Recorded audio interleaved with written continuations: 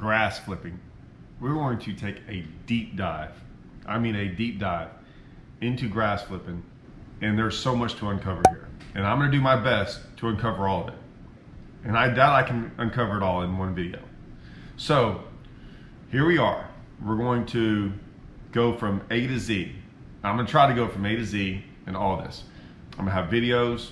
I'm gonna have, when I say videos, I'm gonna have fish catches, how to flip, rods, reels, what to look for, all this stuff. It's gonna be, I'm gonna try to do an entire breakdown as much as I can of not just the generic way to flip grass. And what I mean by generic, there's so much involved in flipping grass. There's different ways to look at different lakes and the way the grass sets up and all these different things, but that's what we're gonna go into. Now, I'm gonna focus on hydrilla.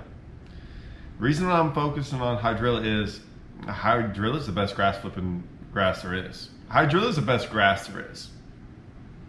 It doesn't matter that it's hydrilla though. Like, you can take this concept anywhere. So it can be milfoil, it can be coontail, it can just be matted stuff. You still can look at it all in a certain way. Hydrilla is probably the most unique and dynamic of them all. And so that's gonna be the easiest way to break that down. I think it's the hardest grass to break down because it grows so differently. But it's also probably the most rewarding, right? It has the highest potential of catching bigger fish, more fish, get into scrapes, if y'all don't know what a scrape is, all kinds of things like that. Let's dive in. I don't know how many parts are gonna be, but let's dive into it right away. Hydrilla, if you don't know what hydrilla is, my suggestion really is just to Google it. A great Google search to see what hydrilla is, to see exactly what it is. I would Google a couple ones. Google hydrilla. I might even put a picture up of this. Coontail.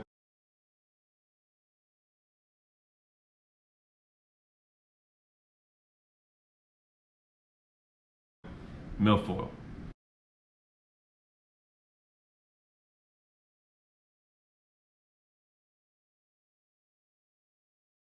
And kind of understand, I would say those are the three most prevalent grasses to flip because they grow. Hydrilla and coontail are going to grow the highest, right, from the bottom up. Milfoil doesn't usually grow as high. It grows usually in shallower water. But either way, those are like the three main grasses. I know some other people are going to throw in some other grasses, but those are like the three main grasses you're going to be looking for. Hydrilla being number one. Hydrilla will take the precedent over all the rest of them. So if there's grass like that and you can find hydrilla is the one you want to always focus on. Here I am. I go out to a lake. I know there's grass in the lake. I was here weeks earlier and realized that there was grass. So now I am practicing for an event here, but I'm going to show y'all how I practice and what I'm actually looking for. Okay? Stay with me on this because there's a lot that goes into it. So I pull up on this one spot. Now, it's early in the morning. There's a couple things, and I'm gonna go through what's easy and hard about this throughout all these videos. So like, if you wanna you're gonna have to watch them all the whole way through to understand all this. One of the key things is this. There's a time in the day when grass flipping is the best. I would love to tell you what time that is. For me, I don't ever want to miss the morning. Right off the bat in the morning can be some of the best grass flipping there is. Don't worry about the sun and all that stuff. Like, just the early morning grass flipping bite. Usually you're flipping in the summertime, and so the summertime morning bite is usually phenomenal. Okay? It's really good in the grass. You might only get 30, 45 minutes of it to an hour, but that's when you really you don't want to miss that time. Right, so I'm getting out here as early as I can, and I'm gonna go start flipping right away. Now, I know that it's good in the morning time, so I'm looking at it in a certain way. That's the good part, right? The bad part is this. I know it's gonna die off after an hour, and so you're gonna try to pick your best area to go fish. That's what you're wanting to do. So if you have somewhere in mind that you're like, hey, I think this is gonna be good, start there. Now, what am I going to look for? When I break down the lake, I'm going to look at it this way. this place has grass everywhere. So that's a good thing, right? It's a good thing. Once again, I'm gonna go over the good and the bad. The more grass there is in a lake, the more those fish use that grass. So they're more apt to like living in it, knowing it's there, wanting to be around it. If there's a little grass, fish aren't really used to it. They don't really like cling to it as much, right? I mean, it's weird like that, right? So if there's a lot of grass here, I'm gonna look at it and go, okay, there's a lot to unpack. I could fish tons and tons of grass without any productive water. So basic 101 fishing here. I'm gonna look for points. Now I'm gonna look for drains, okay? Those are my two main things. I'm gonna see if grass is growing in the drains, or I'm gonna fish points. Now, I'm not saying it's a point like this major point that has it on there. But it could just be, it could be on a flat with grass all over the flat, and there's a couple, like 3 or 4 little points that come off that flat. I'm gonna look for the deepest grass there is, normally, and grass that grows the tallest. I'm not saying it's always gonna be the best, but that's what I'm gonna look for. If I can find any of those things, and I can find them all together, that's what I'm looking for. If I can find a creek channel swing, deep water, anything like that, all those things, I look at it like this. With any spot you're fishing, whether it be grass or anything else, I'm trying to figure out, okay, how many things could it have? Like, how many check marks could you have? So, is it a point? Check mark. Is there a channel swing next to it? Check mark. Does it have, obviously, deep water next to it? You know, check mark. Is it a point that connects to a big flat next to a big spawning area? Check mark. Is there wood on it? Check mark. Is there a rough spot on it? Check mark. Is there rocks or a brush pile? Any of those things, like check mark, check mark. Like, the more check marks I can get, the more I'm gonna think, hey, that's probably a spot that they use. Now, that's a lot of check marks, and a lot of times the more check marks you put on something, the more those places get fished. But let's not worry about that for right now. I'm gonna look, and I pull up to this spot. It's not a point, okay? The point actually didn't have any grass on it. So I kind of went out to the point, realized it didn't have any grass. And I was like, oh, okay. It was a main lake point that split 2 creeks, and the channel swung next to the point, like the main channel did. But then there's like a secondary channel that swung next to this bank and went down the bank. So it was super deep water. Well, I say super deep. It was, if you just trolling motored off to the side, it would go from 12 foot down to 18, 19, 20 foot, you know, pretty quickly. So I had deep water. I had a main point. It was next to where I knew there's flats, you know, and it was in one of the best creeks on the lake. So I had all that going for it.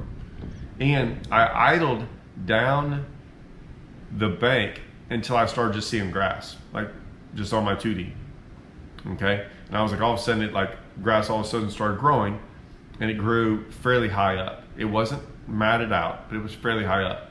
And I'm like, boom, let's go. If you look, and I'm gonna show y'all, I could go for a mile down this bank. And that's what I wanted to do. I was just gonna put it on high. It's early in the morning time, and I can go really, really fast. So that's what I looked for right off the bat. Okay, there were some flats and some things that I knew of that it was gonna take me a long time, but I kind of looked at it going, man, it all looks good. I just don't know where to start. Like, I didn't know where to, like, nothing like stood out of like, this is where I would start. I'm like, this is gonna take me a long time, like maybe 2 hours to cover the entire flat. And this was closer to the point, and I just had a feeling that I would find them really, really quickly down this, because the flat, let me explain this too. When you get on a flat, you can have the outside edge of the grass, and you can't catch fish all the way on the inside. And especially if there's points and ditches all through there, then you have to follow the ditch in, follow it back out. Are you just gonna fish the outside edge of the grass? Because that doesn't mean that's where the fish are at. So this was, if you can see, I'm fairly close to the bank. So I don't there's not that much grass I have to flip, in the sense of I can make a couple flips inside if I wanted to, inside the edge, and do it that way. So it was easier for me to break down water. This is literally the part one, I'm probably gonna call it lake breakdown, right? So it's a breakdown of how I find things and look at things, because that's important. So I'm looking at this as how do I break down water effectively and quickly in the morning time, because we got a whole day ahead of us, and it's not going to be as good. And I don't even know, to be honest with you, I don't even know if, I assume I can catch them flipping, but I haven't really been out here. I was out here like weeks ago and found one stretch of grass, like a little section of grass where I caught them in, and I didn't even know where grass was. I was just hoping I'd find some here, and I ended up finding some, and I was like, all right, let's put my head down. So here I am right off the bat. Now you can look on my live scope. I'm hoping maybe you can see that.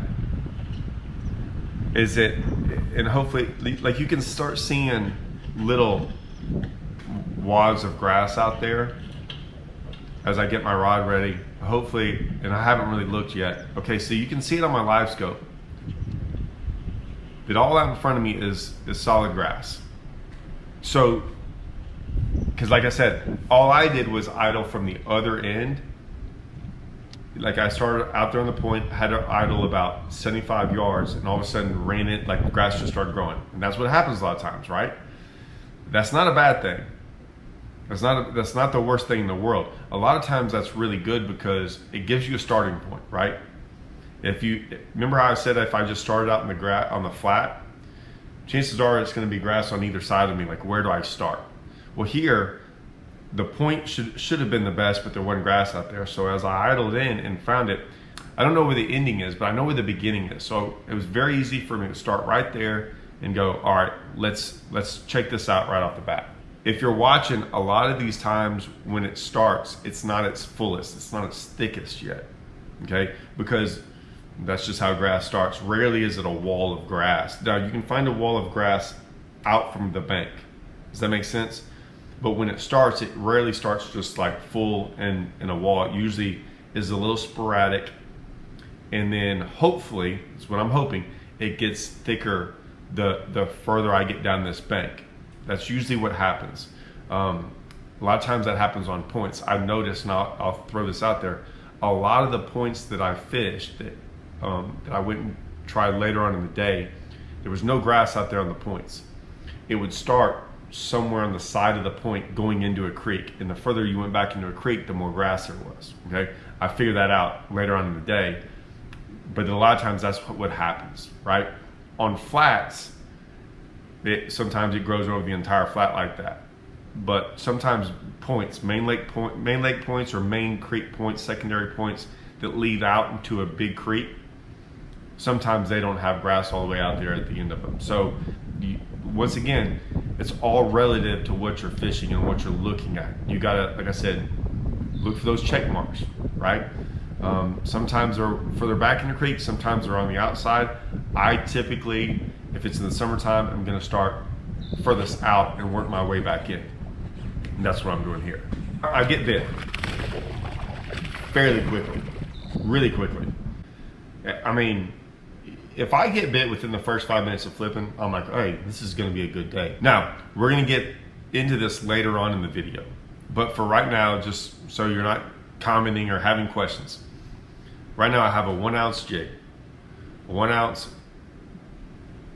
Color doesn't bother me too much. I'm gonna keep it pretty basic. You can go black and blue, especially on a cloudy day like this. The dirtier water, I'm gonna go black and blue. You can go kind of dark greens, dark browns, things like that.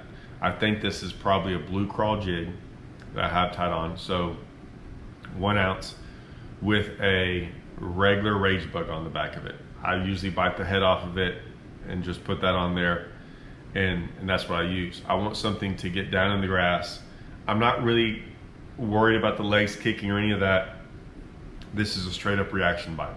Real quick, and like I said, we'll go over all the equipment later, but I'll have it on like 60-pound plasma braid, 7/6 heavy rod, big reel. really simple. If you notice, I'm just flipping it. I'm flipping it one time, letting it go down, hopping it one time. I might hop it more than once. Now, there might be reasons for that. One is live scope. Maybe I see a fish on live scope, follow it down, because every once in a while you might see that in the grass. When I say that, if you use live scope in the grass, flipping all day long, you might see, if it's really good, 5 fish a day. Just randomly on top of the grass, or you see something in there. Maybe you see one follow down, maybe you see one followed up. Like maybe that's why I hop it twice. If it's thick grass, you're not gonna see anything. So I'm just saying I might hop it twice. If I don't feel like I hit the bottom, I might do it. If I feel like I'm on a really good spot, I might hop it twice. I'm not doing it every time. It just might be a random, you get that feeling and just, I'm gonna hop it twice. But for the most part, hopping it one time, and that's what I'm doing. Now, like I said, this is interesting to me because I got bit really quick. So I'm probably gonna slow down pretty quick right off the bat. That's what I'm gonna do. Slow down and see what happens.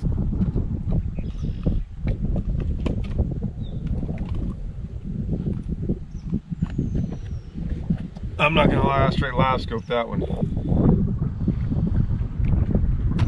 I had to pop it a couple more times because I saw him down there.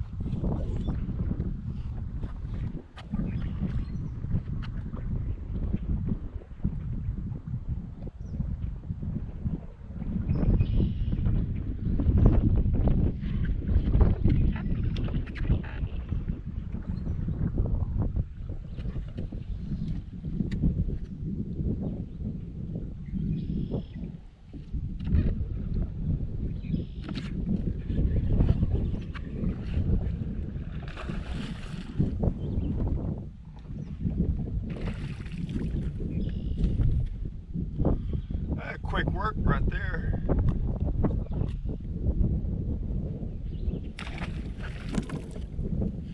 Tell right off the bat, they're biting. It's good. So I'm sitting here going, okay, let's go over those last 2 fish. One, I did live scope that one because I said every once in a while it'll happen. It is the morning time. What I've noticed in the morning time, and it's cloudy, but I don't even really consider the cloud that big of a deal. The morning time is usually like they're hunting. That's what I like to call it. They're hunting, they're looking for stuff. I mean, they're active. It wasn't even that thick of grass I was flipping in at the time when I caught my first one. That's why I said I live scoped it.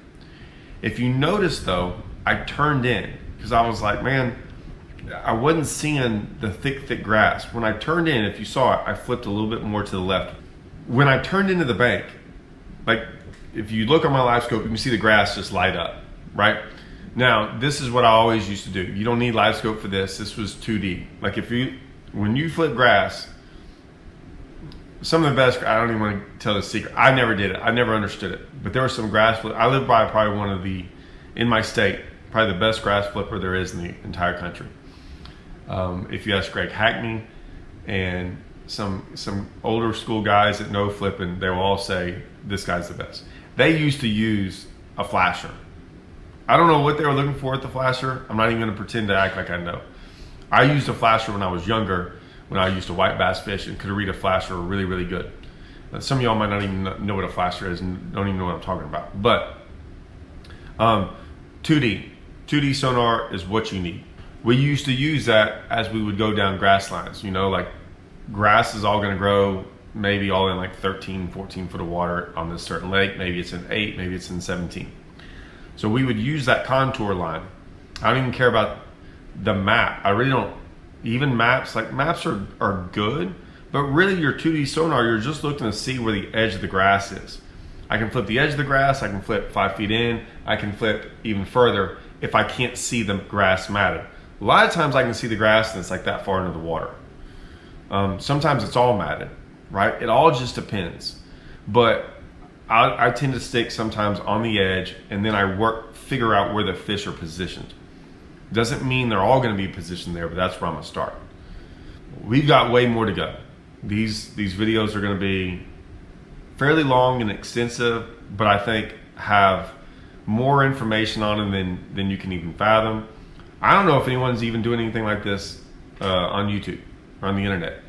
So yeah, most videos would be over by now. This is part one. This is just getting into the chapter one of it. It is early on what you need to know. So we're gonna get more into it. Get ready. I don't know what I'm thinking, but I'm about to throw all kind of information bombs out there. Stay tuned and follow along for this entire series. See y'all.